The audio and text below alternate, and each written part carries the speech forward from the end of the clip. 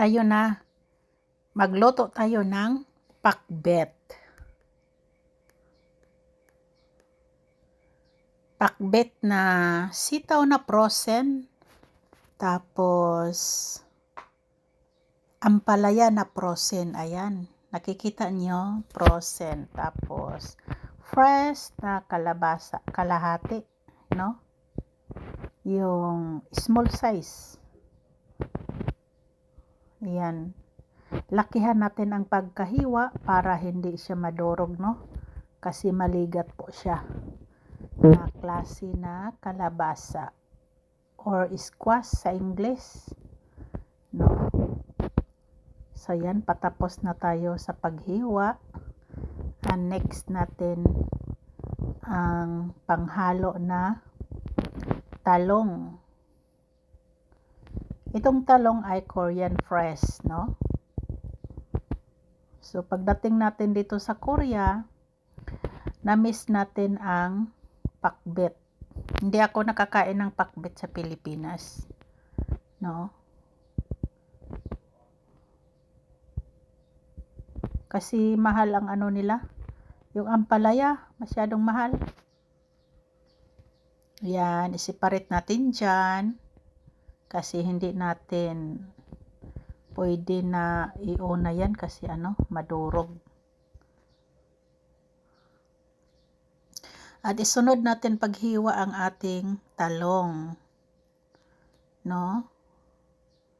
So hinugasan muna natin para ready.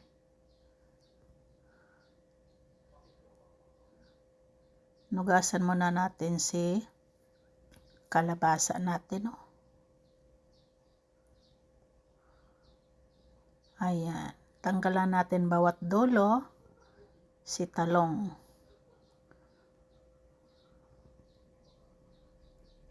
So ganyan ako picture mo daw siya. Ayan, para sa ating thumbnail.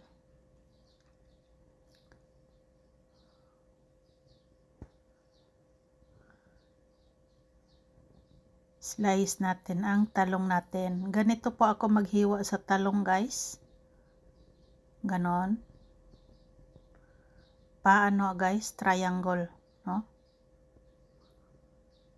Ganyan ako maghiwa.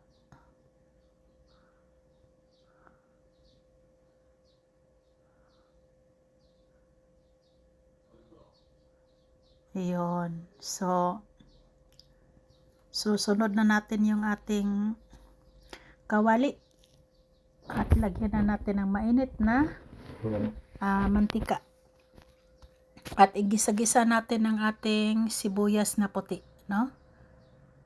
Ayan. Sibuyas bombay yan sa Bisaya, guys, no? Sunod natin. Ayan. Ayan natin sunod.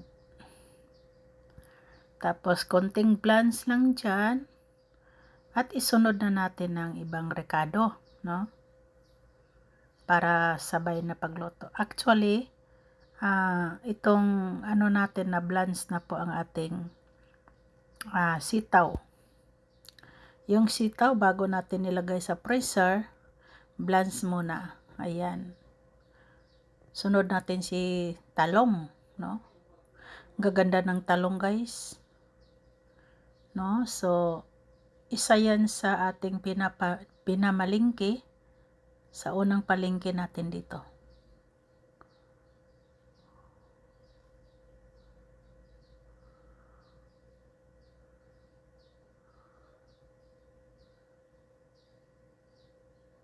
Takpan natin konti. Ayan.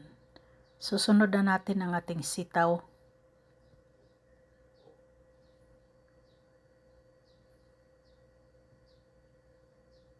Ikos muna, no? Bago ilagay ang sitaw natin.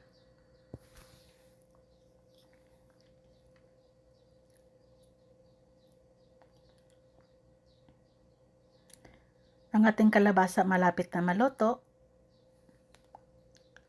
At sasabayan sa ating talong. Ayan yung frozen natin na sitaw. Lagay, nakikita nyo na muti-puti pa. Hindi nahugasan, guys, dyan na. no? Para magkasabaw konti.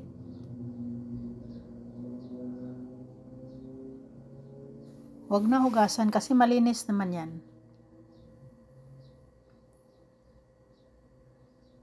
Mikos-mikos natin para matanggal yung mga yellow dyan.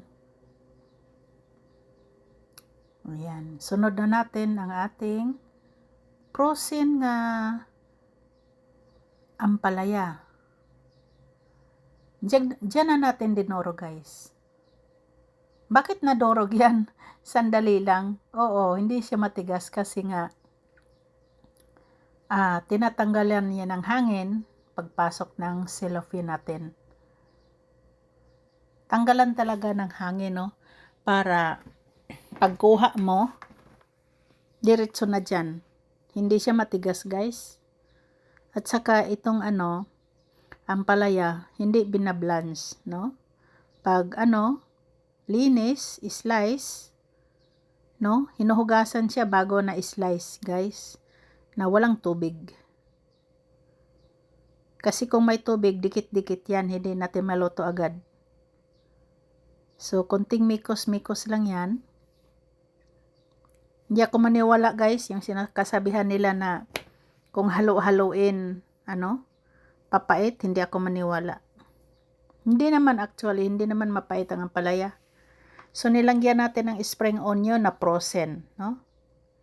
Ayan, yung wild, yung giant na spring onion, tapos labuyo. Hindi mawala ang labuyo guys kapag ako ang magluto, no? Meron talaga yan.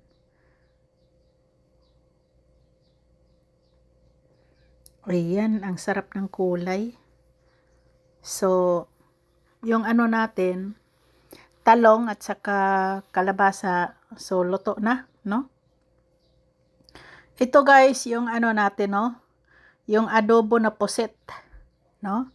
So, lalagyan natin dyan kasi marami talaga, no? Ako kasi guys, kapag magluto ako, damihan kasi yung mga ganon, ilagay ko sa freezer, no, sa disposable na tub, tapos panghalo ko yan sa mga pakbet, sa mga gulay, yan. Lagyan natin ng seasoning na iodized salt, tapos mushroom powder. Ayan, mushroom powder yan guys. Saka natin mikos-mikosin, no? Ayan, sabay na. So, hindi ako maglagay nito ng bagoong guys. Bakit? Hindi siya nakain ng bagoong. Kung may bagoong dyan, ihalo natin. Yung mister ko, hindi siya kakain. Maamoy daw, no? So, walang bagoong yan. Pakbet na walang bagoong. Pero, sabi nila, kapag walang bagoong, hindi mo matatawag na pakbet. So, ang kulang dito guys is okra.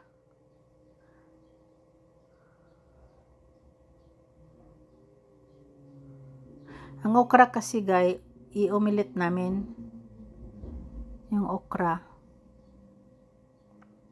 Yan, nagtubig na siya, no? So, luto na yan guys. Luto na. So, ang ating hindi siya nadurog, no? Kasi, hindi natin i-overcook ang ating kalabasa para hindi magka-watak-watak, no? So, yan. Sarap. Tama na sa timpla? Or kulang pa? So, kung magkulang kayo guys, meron namang soy sauce. Kung magkulang. Pero lalagyan ko siya ng oyster sauce.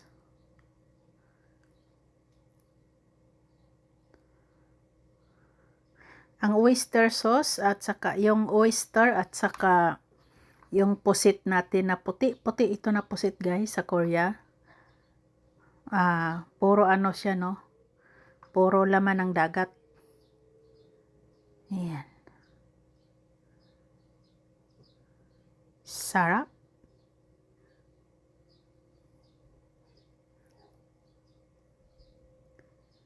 taob ang kaldero nito. Sa bagay, ang pamaris nito sa namin guys is bahaw, no? Marami kaming bahaw guys, kaya hindi kami nagsaing. Ayun.